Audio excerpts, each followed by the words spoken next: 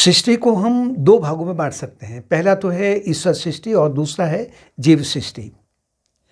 ईश्वर सृष्टि में दुख का अभाव रहता है, मोह का अभाव रहता है, ईर्ष्या का अभाव रहता है, तनाव का अभाव रहता है, यानी तनाव नहीं होता ही नहीं वहां पर, और अनेक प्रकार के जो झंझट हैं वो भी वहां पर उत्पन्न नहीं होते हैं। लेकिन जीव सृष्टि में आरंभ हो जाता है कि मैं एक सीमित व्यक्ति हूं, ये जीव सृष्टि हो गई, और वहां से फिर उसमें अहमता और ममता की उत्पत्ति हो जाती है, उभर के आ जाता है।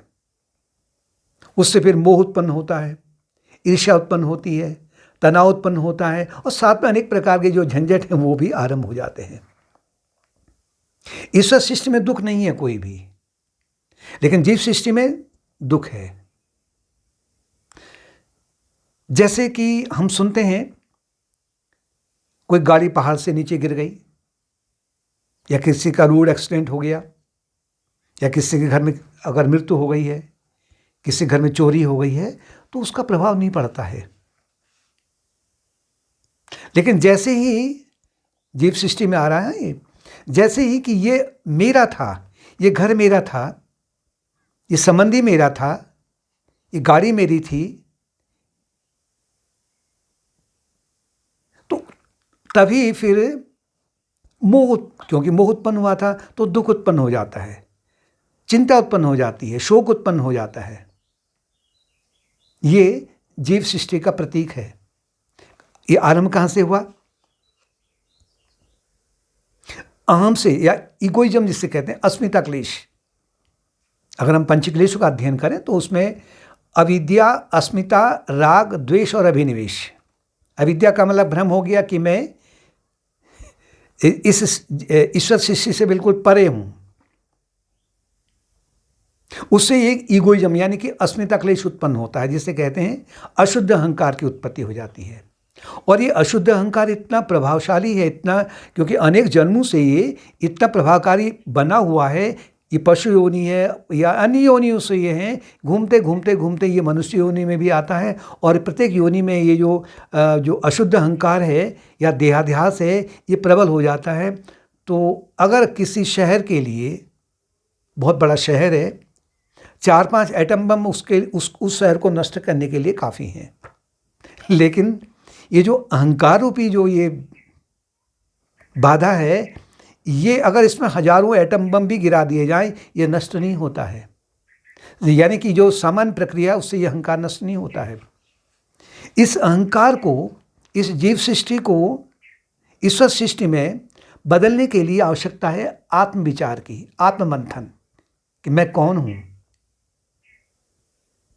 मेरा स्वरूप क्या है। अर्थात भक्ति मार्ग से ईश्वरार्पण भाव,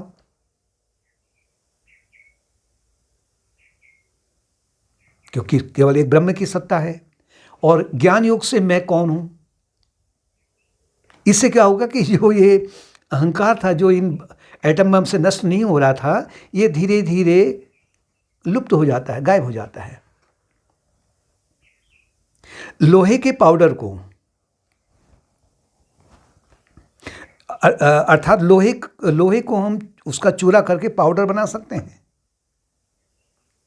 या जो और भी कठोर धातु है उसको पाउडर बना सकते हैं, लेकिन अहंकार को मिटा नहीं सकते हैं सामान्य प्रक्रिया से। ये जो कॉलेज की डिग्रियां वगैरह हैं, ये जो बड़े बड़े मेडल हैं इत्यादि हैं, बहुत बड़ी संपत्ति है, इससे ये अहंकार नष्ट नहीं हो सकता है। ये अहंकार एक बार शिवाजी को उत्पन्न हो गया था। शिवाजी ने एक किला बनाना आरंभ किया, अकाल पड़ गया था, तो बहुत सारे लोगों को उन्होंने उसमें रोजगार दिया था। उनके गुरु रामदास जी को थोड़ा सा उनको ये ज्ञात हो गया कि शिवाजी को अभिमान हो गया है कि मैं इनका पालन पोषण कर रहा हूँ। एक दिन शिवाजी को घुमाते हुए उसी, जहाँ पर एक साइट कहते हैं, वहाँ ले गए, और बड़े एक पत्थर को कहा कि शिवा, इसके 2 टुकड़े करवाओ, या तुम ही कर लो। हथौड़ा मार करके देखा कि 2 टुकड़े हुए, उसके भीतर एक मेढक था सुरक्षित, उसमें पानी भी था। कहा कि शिवा, तू ये कह रहा है कि मैं इन सब का पालन पोषण मैं कर रहा हूं, इसका पालन पोषण कौन कर रहा है? वो ईश्वर सृष्टि है। शिवा को अभिमान था कि जीव सृष्टि का अभिमान था।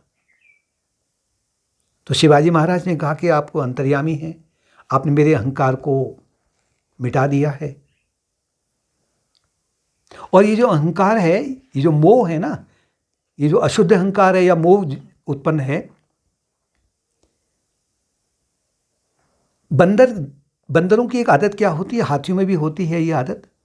बंदरों में अगर कोई उनका प्राणी, अगर कोई बंदर या किसी बंदर की मृत्यु हो जाती है, अगर शहर में है, रोड पर है ना, उसकी मृत्यु अगर हो रही है, अगर उसका एक्सीडेंट हो गया है, तो सुबह से शाम तक जितने बंदर हैं उसको घेर के बैठ जाते हैं, उठने का नाम नहीं लेते हैं।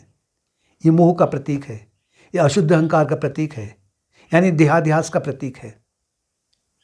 और यहाँ तक कि वो अगर कहीं जंगल में अगर या कहीं और जगह मृत्यु हो रही है, तो महीने महीने भर तक उसके कंकाल को वो आप चिपकाए रखते अपनी छाती से, छोड़ते नहीं है उसे। इसे सामान्य जन इसे प्रेम कहते हैं, ये लेकिन ये प्रेम नहीं है, मोह है। और यही दयनीय स्थिति मनुष्य की रहती है।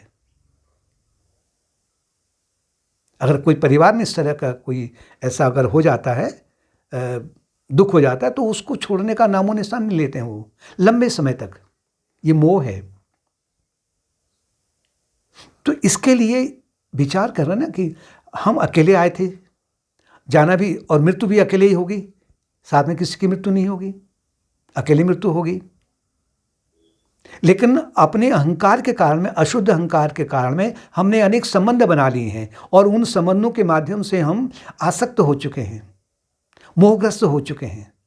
इसको दूर करने के लिए बस एक ही उपाय है, भक्ति मार्ग है या जो साधना मार्ग है, उसको अपनाया जाए। उससे क्या होगा कि जो अहंकार है धीरे धीरे दूर होने लगेगा। और इसे कहते हैं, ये जो अहंकार की जब हत्या होती है ना, ये पवित्र हत्या है, ये क्राइम है एक प्रकार, यानी कि सुसाइड है। शरीर रहते, जीवित रहते हुए भी, व्यक्ति जीवित रहते हुए, यानी जो योगी है वो जीवित रहते हुए भी अपने अहंकार की हत्या कर देता है, आत्महत्या जिसे कह सकते हैं। अभी हम नाम नहीं है इसका आत्महत्या, लेकिन इसे कहते हैं अहंकार हत्या। ये इसे कहते हैं होली क्राइम। लेकिन जो सामान्य सुसाइड है, जो सुसाइड करते हैं, उसे कहते हैं अनहोली क्राइम। वो अपवित्र क्राइम है, वो अपराध है, वो जघन्य अपराध कहलाता है। लेकिन जो अपने भीतर के अस्मिता क्लेश को, यानी अशुद्ध अहंकार को, स्वार्थ को, वासनाओं को और अपने अशुद्ध विचारों को दूर करने लग जाता है, इनको मारने लग जाता है, वो पवित्र हत्या है, होली क्राइम है, जो आदरणीय है, वंदनीय है, निंदनीय नहीं है। और इसी का स्वागत करते हैं, अनेक योगीजन स्वागत करते हैं इसका।